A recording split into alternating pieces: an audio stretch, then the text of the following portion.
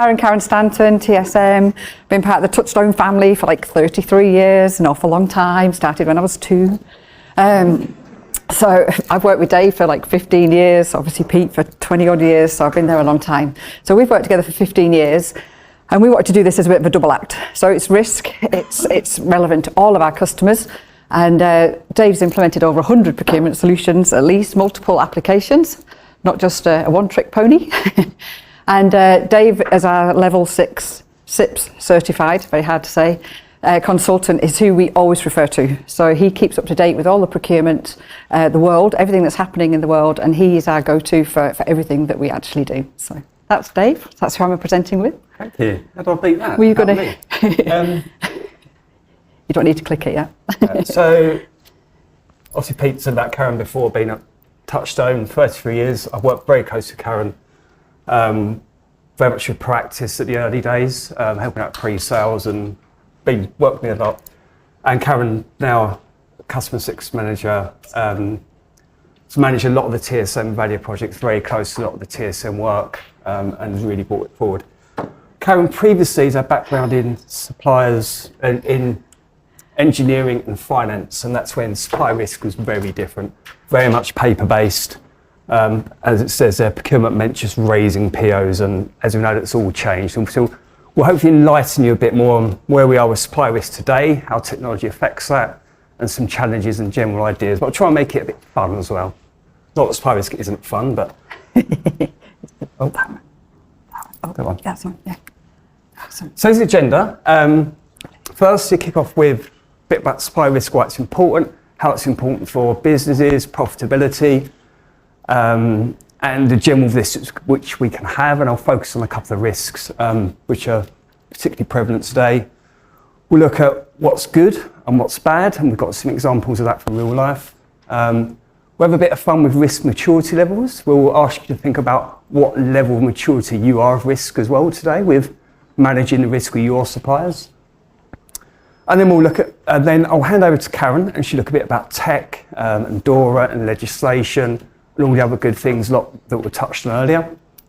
And then we'll look at risk assessment frameworks and some takeaways, but also a lot of that is about supplier collaboration, supply improvements, and how we can help to manage supplier risks. So as I sort of mentioned, supply risk is very important because it can have a negative impact on a business if we don't manage risk properly.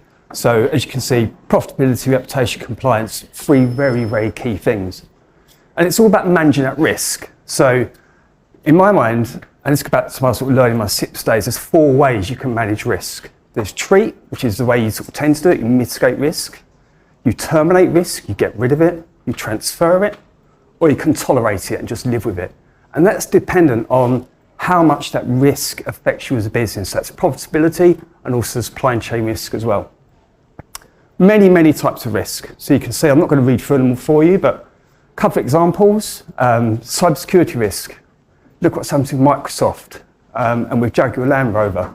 So if you saw the news this morning, but the growth in the UK has only been 0.1% over the past quarter. And big reason for that is manufacturing, the impact on manufacturing of that cybersecurity issue at Jaguar Land Rover, because it affected not just them, but their suppliers and the other suppliers. There's a key point at the bottom there. So managing risk and assessments is not just about your supplier, it's about the supply chain. So the first tier of suppliers, your second tier, your third tier. If you look at a spoke on a wheel, there's all different spokes that go out, and it all affects different suppliers, and it's a big knock-on effect. So what affects one business and one industry will affect another. And geopolitical risk, we can see what's happening in the US with trade restrictions. That's a massive impact on the supply chain with where you can buy your products from, and that will just have a knock-on effect. Okay, some real life examples. So as you can see the picture of the Colonel there, the Colonel started the franchise of KFC in 1952. So he wouldn't have been very happy when in 1918, KFC decided to switch logistics and bid best to DHL. So scalability issues with using a logistics supplier. So they haven't really managed this risk properly. And what happens? Well, you had stores that closed, they didn't have any chicken available. So closely linked to that, and the supplier is Tesco's. So because of Brexit and some decisions made there, and legislation changing, very difficult to source goods and delivery, and as a result, empty shelves. So when you talk about risk management, there are some geopolitical issues that are very difficult to manage, and others decisions you make yourself which you can manage in a better way. But looking at the positive side of what the traits of a good supplier are. So you've got your risk metrics, and also you've got the financial side and your compliance. There's one I particularly like there is about innovation. So we work with big French bank BNP Paribas, and one key thing with their suppliers, and the global heads of procurement in Paris said to the heads in the UK, cut costs by 3%. They turned around and said, well, that's impossible for us to do in our market. So what they do with their suppliers and with us is they look at how we can work together and get value for money and innovation, and actually make those savings in a different way and create wholly more sustainable gains for them.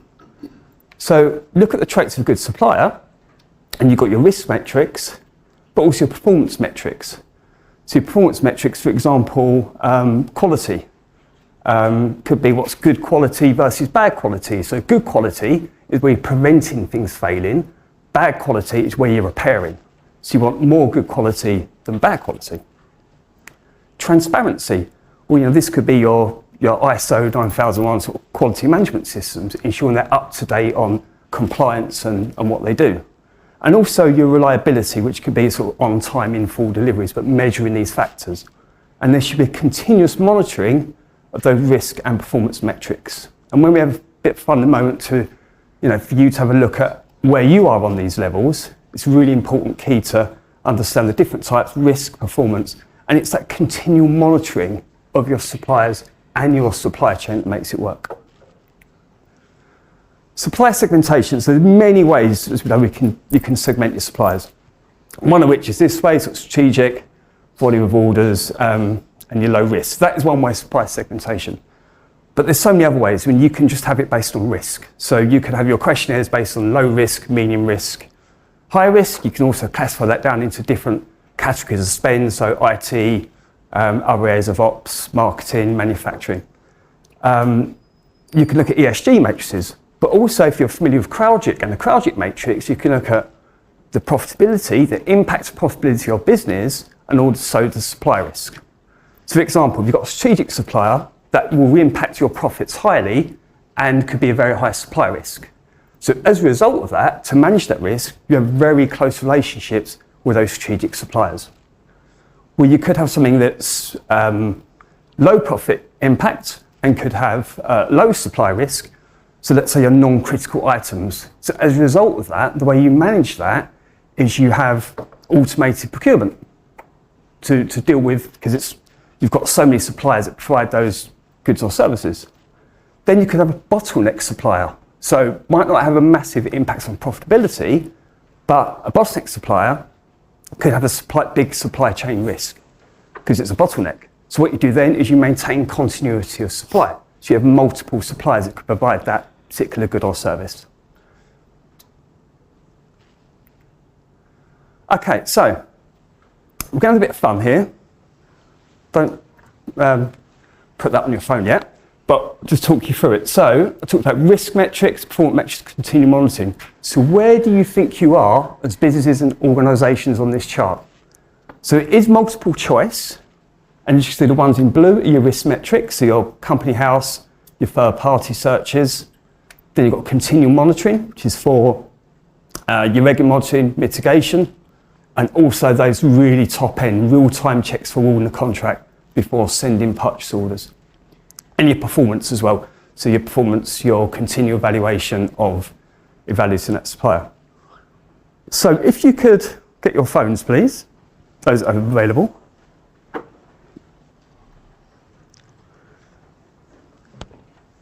And if you bring up the QR code,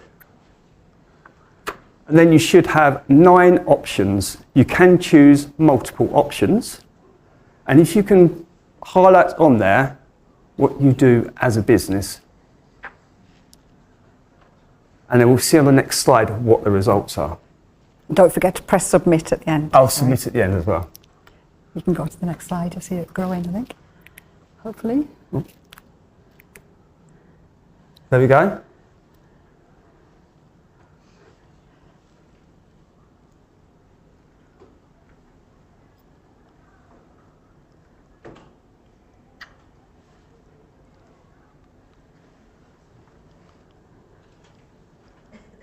We've still got a few to go.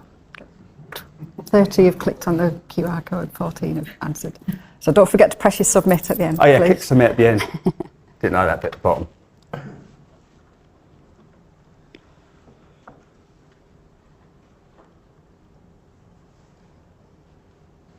Nearly there? I can talk through anyway. So we've got, obviously at the first stage, the very lowest level, your company house checking, and the second and third, continue monitoring. It's these higher end other levels, especially these types of things. That's where tech's going. And Karen, we're talking about that. So those real-time checks before placing an order, doing your RFX, and awarding your contracts. That's the real-time value in doing this. Obviously, people are managing, but there's a long way to go in your maturity levels in managing those risks as customers and your supply chain. Yeah, is that okay? Does that feel pretty reflective of what everybody thinks of the rest of the room? Does that feel, so there's definitely more at the beginning end, where everyone's traditionally doing their credit, give me a letterhead, give me bank details, but there's very few down at this far end. So how do we actually get you there? Okay, so this is a maturity kind of table. So these are the things you're going to use to monitor your risk. You're going to be using, you have questions, your InfoSec team have questions, everybody has questions. You have supplier documentation. It could be policies, it could be certificates, it could be anything else that you want. You've got third-party data providers, you've got your D&Bs, all of these at the top right-hand corner. You've got all of these third-party data providers. You perhaps use them for credit safe to check bank details, D&B to check financial integrity, company's house check registration details. And then you've got legislative reporting, so you've got your DORAs and all the things that Pete was talking about earlier. And then you've got your ongoing monitoring risk and performance, but both sides. So there's a maturity progression, a suggestion there. And, so questionnaires, it used to be email questions backwards and forwards. Perhaps it's gone into Word and Excel, and then somebody will fill in an Excel and you'll save it up on SharePoint or something. And then hopefully you'll progress and you'll go into questionnaires. And then ideally you'll have automated scoring of those questionnaires, and then you've taken away a lot of that pain and you don't have to keep a manual database and lose information. Supplier documentation, you'll start with somebody will email it to you, then maybe you'll advance and you've got a SharePoint drive where you'll store everything. But ideally, you'll have document lifecycle management where you get automatic alerts and it'll tell you when something's missing. And you can kind of see where we're going there. This is the trend. So third party, manual, maybe you'll go online and go onto a Dun & Bradstreet and actually do a check. Ideally be automated, and you're going to see a few slides on that in a minute. And reporting, again, so many things are just, all these legislations come in, it's like, how on earth am I going to do this? Let's put a spreadsheet together. And there's going to be better ways. There's got to be better ways if we're going to be having to do all of this. And monitoring and performance, a lot of people put all the effort in for onboarding, but then actually don't think about situations are changing all the time. So you can't just take it and say, yeah, brilliant, they're great. 3 years later, they might no longer be financially viable. There might have been adverse media. There might be sanctions against them, all of those things. So whereas it was manual spreadsheets to try and keep a track, dashboards, let's look at where we should be going. Okay. So everyone knows I love a nice diagram. And the next one's even bigger. This is just a subset. So what's a process? So starting from the bottom and working up. So the bottom is just the bottom swim lane there is your suppliers. So your suppliers are going to be registering and they are going to be answering the questions and sending the documentation that you've asked for. That's the base level. That's what they've got to do. They have to do that somehow, whether it's by email, whatever, they're going to do it.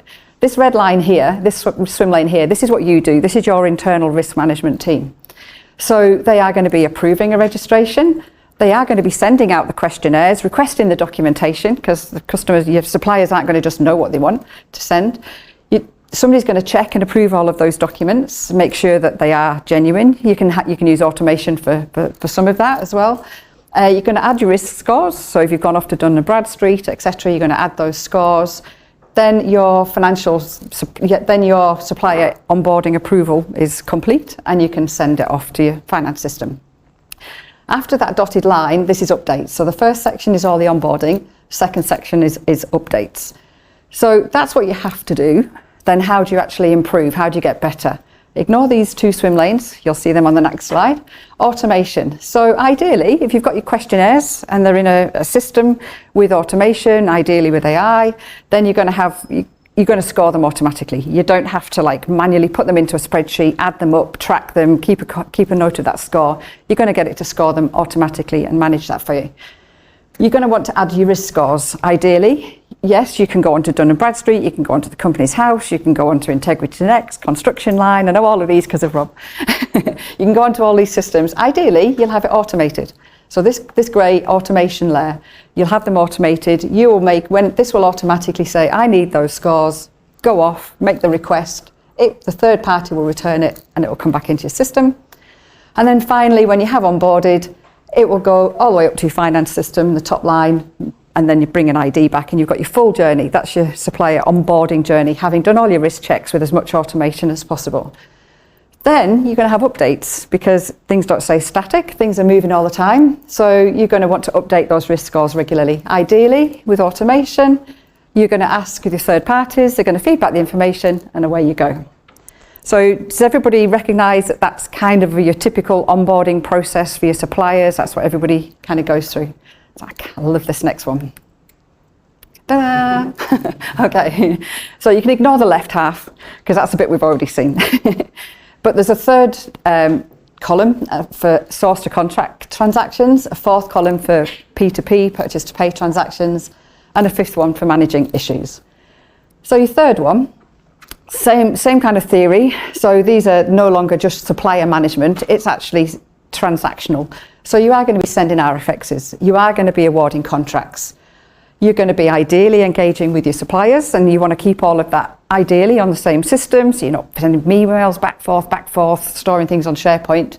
You're going to be doing all of those, and in the ideal world, that's the perfect time before you invite somebody to tender or before you actually award a contract. That is the ideal time to say, let's just check them risk scores again. They were great when we onboarded them, but they might not be so great now. So let's check that we don't want to waste time engaging with them. So that's why we've actually got a repeat up here, request that information. And then a little bit similar on the P2P side, transactional. You are going to be sending approved orders, you are going to be confirming receipts and receiving invoices and issuing notices for payments. Again, you have your suppliers doing their bits.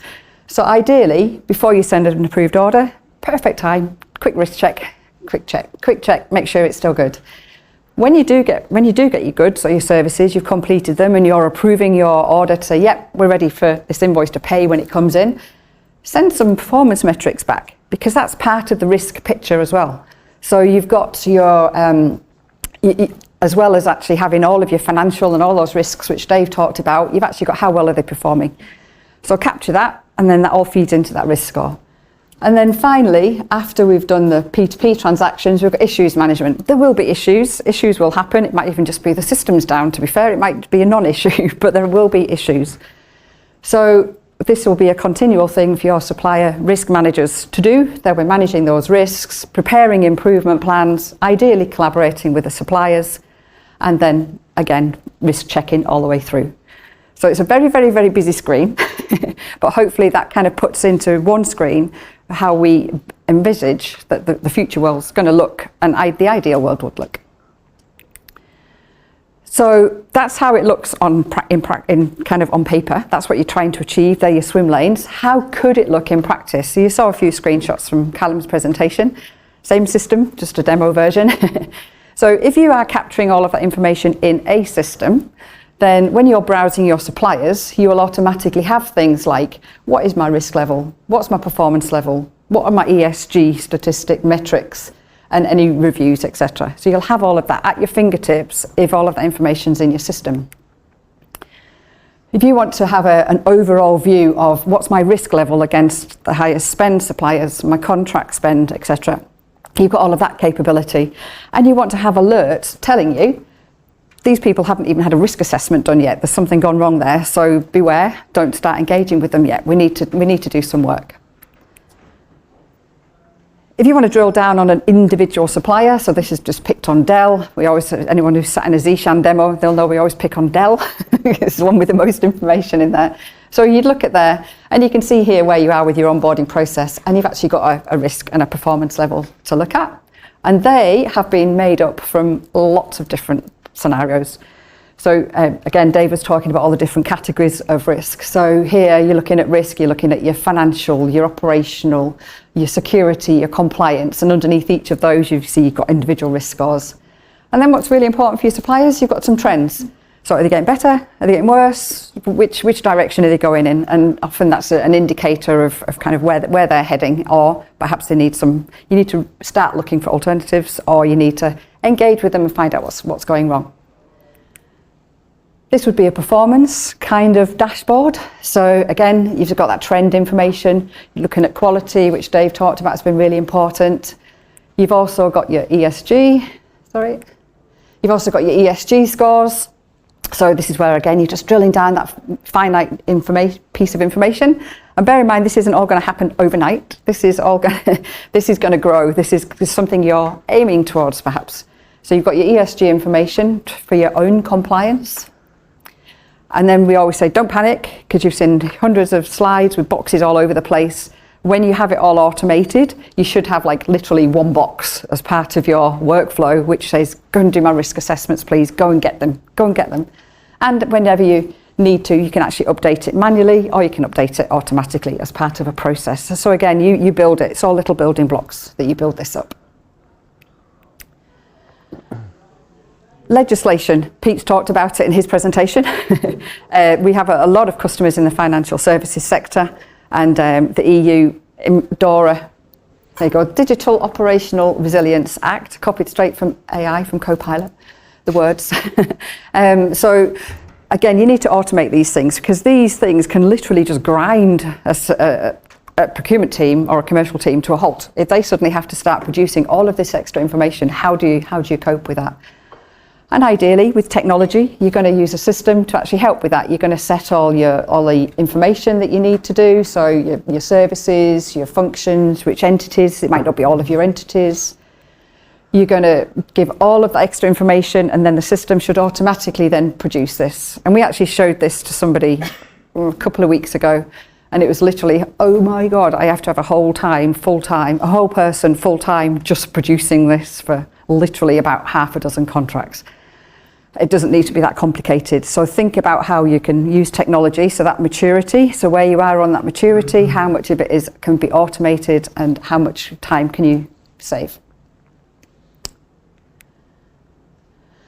So, bit of a summary of everything that we've gone through. So you're going to need a risk assessment framework. What are your risk categories? Your financial, etc., financial, operational. What are your categories? What are the indicators within there? You're going to build it up. Supplier segmentation, as Dave said, there are many, many ways of segmenting your suppliers, but one size definitely does not fit all. So what you need for one type of supplier, or one type of spend, or one value of spend is very different to what you'd need for a much smaller supplier that's easy to replace. You're going to think about your legislation and your obligations, your ESG obligations, as well as legislation.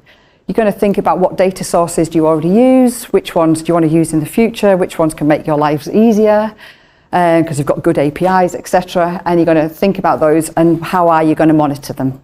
I've shown you one example. That's just one example of how you monitor them. You're going to think about that scoring methodology. So you are always going to be changing your risk scores. How granular does it need to be? How often does it need to be updated? Is it once only, which was the left-hand side of Dave's risk maturity table, or is it right at the other end where you're continually monitoring, maybe every night, every day, every time before you send out an order? Think about visibility, who needs to see this information, and of course some of it you should be quite proud of sharing with your customers as well. Issues management and mitigation plans, contingency plans, they're just part of the whole picture. There will be issues.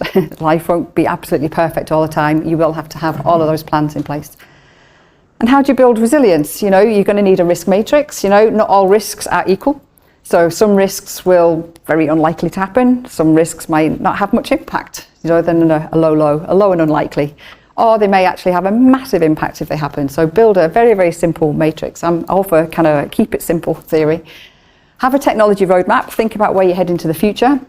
Think about your monitoring methodology. Think about, are you going to have any real-time alignment? So that's when I'm talking about your P2P transactions, sending out RFXs, etc. What are your escalation routes? How are you going to escalate that either to the supplier or internally, or even to your customer if it's going to impact what you're delivering to your customer? Do engage with collaborating with your suppliers. Again, Callum mentioned it quite a lot, collaborating with your suppliers, and Dave also talked about BNP Paribas. Collaborate with your suppliers because they've got a lot of ideas and they can help. And how, you need to be agile, you need to be able to diversify and think of all those scenarios. That's kind of like just a thing. You're always trying to plan for the future. You're always trying to think ahead. Always trying to think ahead. So just a couple of takeaways. I think we're finishing on time for a break. Yay! A couple of takeaways from the session. Do think about a maturity and impact assessment. We'll happily share these slides with anybody that wants them. These are just an icing of the cake. There's a whole cake underneath there that needs building. There's a lot of information. There's a lot of expertise in this room as well that can actually help achieve these things. Risk assessment framework. Do think about that supplier collaboration. It's huge. It's going to share the load. It's going to share the burden. Do think about how you can actually do that, and actually think about your tools and a technology roadmap, because it's not going to be instant. And think about that resilience plan. How are you going to function? How are you going to be prepared for what eventualities could happen? And then I'm looking at Jossie now, because Jossie taught me this one. So this is a maturity progression. Don't let perfection get in the way of progress. Just because you're not here and you're not here, don't stop trying. Start as easy as it needs to be, and then work your way through that progression and actually get to that highest level of maturity that you possibly can. And then hopefully on the chart that Dave showed before, everybody will be at this end with the number 9. It's crashing up, and everybody will be doing that automatic, really easy. Don't need to recruit 5 more people. Don't need to be worried about things. I think, yes, I got through it in time.